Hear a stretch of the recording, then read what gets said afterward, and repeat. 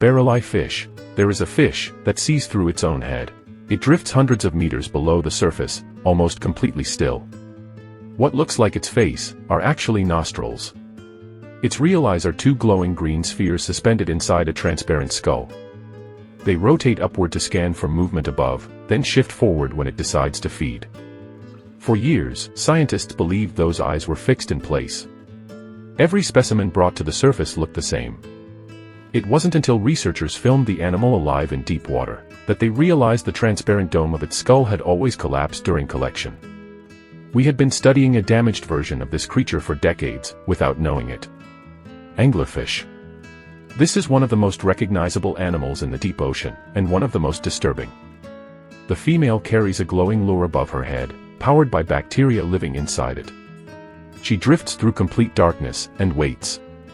But the male is what unsettled biologists most. He is tiny compared to the female. When he finds her, he bites into her body and never lets go. Their blood vessels fuse together. His eyes degrade. His organs dissolve. Eventually, he becomes part of her entirely. Scientists once believed the strange lumps attached to female anglerfish were parasites. They were actually males. Absorbed, but still alive. Giant squid. For centuries, the giant squid was treated as a myth. Sailors described enormous creatures dragging ships beneath the sea. Scientists dismissed the stories as folklore. Then pieces began washing ashore, massive arms, torn tentacles, proof that something enormous really existed in the deep. The giant squid possesses the largest eyes of any living animal on Earth. Eyes evolved to detect the faint glow of sperm whales hunting in complete darkness. And yet, despite its size, the first confirmed photograph of a living giant squid in its natural habitat wasn't captured until 2004. We knew it existed, long before we ever truly saw it. Osedax. When a whale dies and sinks to the ocean floor, it becomes an entire ecosystem. And in the final stage of decay, something strange appears. Osedax is a worm with no mouth, and no digestive system. It grows root-like structures into whale bone, and relies on internal bacteria to break down the nutrients trapped inside. It is eating bone, without technically being able to eat. When scientists first discovered it, they had no idea what they were looking at. Small feathery plumes rising from a whale skeleton in complete darkness. An organism unlike anything they had seen before. Dumbo octopus. This is the deepest living octopus known to science. It survives thousands of meters below the ocean surface, in freezing water, under crushing pressure.